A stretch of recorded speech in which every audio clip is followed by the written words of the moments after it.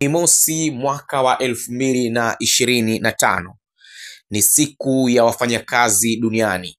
Leo mamia kwa maelfu kama sio kwa mabilioni ya wafanyakazi duniani kote wanakutana katika maeneo mbalimbali kusherehekea, kuadhimisha siku hii adhimu kabisa kwao. Ni siku ambayo ina historia ndefu kabisa, lakini kwa sababu sio wakati wake, nitumie nafasi hii kuwatakia heri zaidi wafanyakazi wote, wale wanaotoka kwenye sekta rasmi na wale wanaotoka kwenye sekta isiyokuwa rasmi. Wote ni siku yao ya kutafakari, kujivunia, kufurahia zaidi. Kwa upande wa Jamhuri ya Muungano wa Tanzania, shughuli hii kitaifa inafanyika kule mkoani Singida, ambako raia namba moja wa Tanzania ama mfanyakazi namba moja wa Tanzania, Rais Dr. Samia Suluhu Hassan, na ndiye mgeni rasmi wa shughuli yenyewe hiyo. Kwa juma zima mkoa wa Singida umekuwa busy kweli kweli ukishughulikia wageni, ukipokea wageni mbalimbali, matamasha, makongamano na mambo mengine ambayo yanashajiisha uwepo wa siku hii muhimu kabisa. Mimi ni Raidhan Mohamed, mwenzangu ni Novatus Kurnalila. Tuko hapa kwa ajili ya kupitisha kwenye update mbalimbali za masuala ya siasa, jamii na uchumi ambayo imechukua nafasi ndani na nje ya mipaka ya Tanzania kama ilivyokuwa desturi. Sasa licha ya kwamba leo ni Mei Mosi, lakini hatuna budi kupitisha yale ambayo yamechukua nafasi mnamo Aprili 30 mwaka wa 2025, yani siku ya hapo jana. Moja ya taarifa kubwa ambayo imechukua nafasi na kwa sasa imekuwa ni story ambayo inazungumzwa kweli kweli, ni taarifa inayomhusu waziri wa mambo ya ndani ya nchi Innocent Lugha Bashungwa, ambaye amesema kuwa jeshi la magereza kwa kushirikiana na mahakama ya Tanzania litaendelea kuwawezesha wafungwa na mahabusu kusikiliza mashauri yao wakiwa magerezani kupitia mahakama mtandao, hasa kunapokuwepo na viashiria vya matishio ya kiusalama, ili kudumisha amani na kulinda usalama wa raia na mali zao. Sasa ameeleza kuwa mojawapo ya sababu ya kuendelea kutumia mahakama mtandao ni masuala ya kiusalama, ambapo hivi karibuni baadhi ya viongozi wa Chama cha Demokrasia na Maendeleo Chadema wametoa matamko yanayoashiria uvunjifu wa amani na usalama, hali inayosababisha baadhi ya wafungwa na mahabusu kusikiliza mashauri yao kwa njia ya mtandao. Bashungwa, kama ambavyo nimekujuza, amesema hayo mnamo Aprili 30 mwaka 2025 jijini Dodoma alipoambatana na kamati ya kudumu ya Bunge ya mambo ya nje, ulinzi na usalama, yani NUU, kukagua makasha ya kisasa ya mahakama mtandao yanayowezesha usikilizaji wa mashauri kwa njia ya teknolojia katika gereza la Isanga kule mkoani Dodoma. Sasa anasema pia pamoja na mambo mengine, waziri Bashungwa amewahakikishia wananchi kuwa vyombo vya ulinzi na usalama vitaendelea kuhakikisha kuna utulivu kwa kudhibiti maandamano, matishio ya kiusalama na vitendo vyote vinavyoweza kuhatarisha amani na usalama wa nchi. Bashungwa pia ameiagiza jeshi la magereza nchini kusimamia kikamilifu na kwa ukamilifu ulioje sheria na taratibu kwa wale wote wanaotaka kuwaona wafungwa na mahabusu, akieleza kuwa taratibu hizo lazima ziheshimiwe bila upendeleo wa aina yoyote. Lakini wakati hayo yakiendelea, kwa upande wake mwenyekiti wa kamati ya kudumu ya Bunge ulinzi na usalama ya mambo ya nje, ulinzi na usalama NUU, Peter Kawawa, yeye amelipongeza jeshi la magereza nchini kwa kuendelea kuwawezesha wafungwa na mahabusu kupata haki zao kwa kusikiliza mashauri kupitia mahakama mtandao, hatua itakayotekeleza ama inayotekeleza mapendekezo ya Tume ya Haki Jinai nchini. Nini hasa ambacho waziri Bashungwa amekizungumza? Huyu hapa. Tutaendelea kuhakikisha vyombo vilivyopo chini ya mambo ya ndani vinahakikisha nchi yetu inakuwa salama, na pale tunapokuwa tuna matishio ya kiusalama, ni waombe wa Tanzania watuelewe. Mtu anaamua basi tu kufanya maandamano, kufanya fujo, jeshi la polisi haliwezi kukubali. Tuna suluhu kama hili, watu wanaendelea na shughuli za uzalishaji mali mtaani, alafu tunamruhusu mahabusu mmoja kwenda kusikiliza na mtaani huko kuleta fujo, maandamano ambayo hayana kibali, maandamano ambayo ushahidi upo wa wazi kwa kutishia kufanya fujo, kuvunja amani.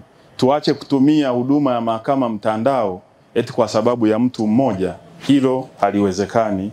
Mheshimiwa Mwenyekiti, ni kama ambavyo umeona waheshimiwa wabunge, solution ya mahakama mtandao iko vizuri, na hatuwezi kuacha utaratibu wa namna hii tukaruhusu maandamano ambayo yanaenda kuharibu mali na kuhatarisha usalama wa Watanzania kwa sababu ya pressure ya watu wachache. mimi niendelee kulielekeza jeshi la polisi kuendelea kusimamia sheria na kuhakikisha nchi yetu amani. Hata yule ambaye hataki amani, sisi tutamlazimisha kuhakikisha nchi yetu inakuwa amani na salama. Sheria huwa sio discriminatory. Tumekuwa tuna solution ya mahakama mtandao kama hivi. Inapotokea mtu yuko mahabusu au yuko ni mfungwa, sheria haitakiwi kudiscriminate kwamba mahabusu fulani au exempted kwenye huduma ya mahakama mtandao aende kwenye ule utaratibu wa kawaida wa zamani, na wakati teknolojia iliyopo haijalishi ni mfungwa wa aina gani, mwenye hadhi gani, teknolojia hii inaweza ikatoa huduma kwa mtu yeyote. Na sababu mojawapo ambazo zilipelekea kuwa na utaratibu wa huduma ya mahakama mtandao pia ni za kiusalama. Kama kuna matishio, kwa mfano wenzetu walikuwa wanasema kwenye maandamano wanaenda kukinukisha, na kwa sababu za kiusalama ikaonekana ni vizuri kesi ikasikilizwa kwa njia ya mahakama mtandao. Sasa kwa nini tuwe tuna double standard? Wengine tutumie utaratibu wa huduma ya mahakama mtandao kusikiliza, alafu mtu fulani iwe ni exception. Jeshi la polisi linapokuwa lina taarifa za kiintelijensia za wazi na zisizo wazi, na kwa mfano upande wa maandamano ya Chadema, viongozi wa Chadema na Watanzania ni mashahidi, walisema wazi wazi kwamba wanaandamana wakakinukisha. Sasa jeshi la polisi linapokuwa na taarifa kama hizo za kiusalama, likashirikiana na muhimili wa mahakama kutoa haki ile ile lakini kwa kutumia teknolojia, tunaposema hapana mtaani, huyu mlengwa kwa vile anaweza akapata haki yake kwa kutumia huduma ya mahakama mtandao, tukazuia fujo mtaani, mimi naomba Watanzania watuelewe, kwa sababu tunafanya haya kwa manufaa ya nchi yetu, na ni sehemu ya jukumu la jeshi la polisi kuhakikisha wanachukua hatua za kiusalama kuhakikisha raia na mali zetu wa Tanzania zinaendelea kuwa salama. Lakini jambo la pili, niliona mmoja ya viongozi akisema anahitaji special treatment anapoenda kumwona mahabusu. Hiyo nayo sio sawa. Zipo taratibu upande wa jeshi la magereza. Ndugu, rafiki, jamaa anapotaka kwenda kumwona ama mahabusu ama mfungwa, zipo taratibu ambazo zinasimamiwa. Kwa hiyo tukitaka tuwe tuna VIP treatment, na yenyewe inakuwa sio sawa, kwa sababu na yenyewe ni discriminatory. Jeshi la magereza upo utaratibu, mtu akienda kutaka kwenda kumwona mfungwa, taratibu ziko wazi na mzisimamie, ili sionekane kuna watu wenye hadhi fulani wanapendelewa na mnyonge labda anaonewa. Na ndio maana tukaweka taratibu ili kuhakikisha utaratibu unasimamiwa bila kujali status ya mtu yeyote. Kwa hiyo Kamishna Jenerali wa Magereza, muendelee kusimamia taratibu, mtende haki, na hivyo hivyo ndicho nachomwagiza kamanda wa jeshi la polisi nchini IGP Wambura, kusimamia taratibu, sheria, ili kuondoa manunguniko yoyote kwa sababu ya preferential treatment. Na hii kazi hii tunayoifanya ni ya utu.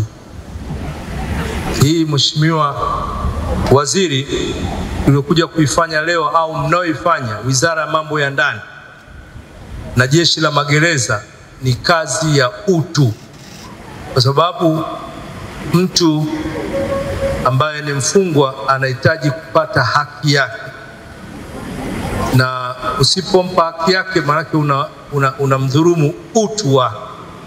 Sasa serikali yetu chini ya rais wetu Dr. Samia Suluhu Hassan iliamua au alipoamua kuunda pia ile tume ya haki jinai, ni kwa ajili ya kutekeleza utu wa watu, na tume ile ilifanya kazi yake vizuri, ilitoa mapendekezo yake, lakini pia moja ya mapendekezo ni haya tunayoshuhudia leo. Wizara yako chini ya magereza inafanyia kazi, hongereni sana. Lakini tunawashukuru mahakama kwa kuona kwamba kuna haja ya kuspeed up hii eneo la mahakama mtandao kwa kuanza kutupa makasha haya 10 ambayo wameyagharamia wao ili kuendeleza kesi hizi, kurahisisha usikilizaji wa kesi, lakini kuharakisha kesi za watu waliokupo ndani. Kwa hiyo tunashukuru sana. Session itaendelea akiwa hapa na atamuona hakimu au jaji, kama kuna mwendesha mashtaka atamuona, kama ana wakili wake pia atamuona. Kwa session itaendelea kama kawaida. Karibuni sana.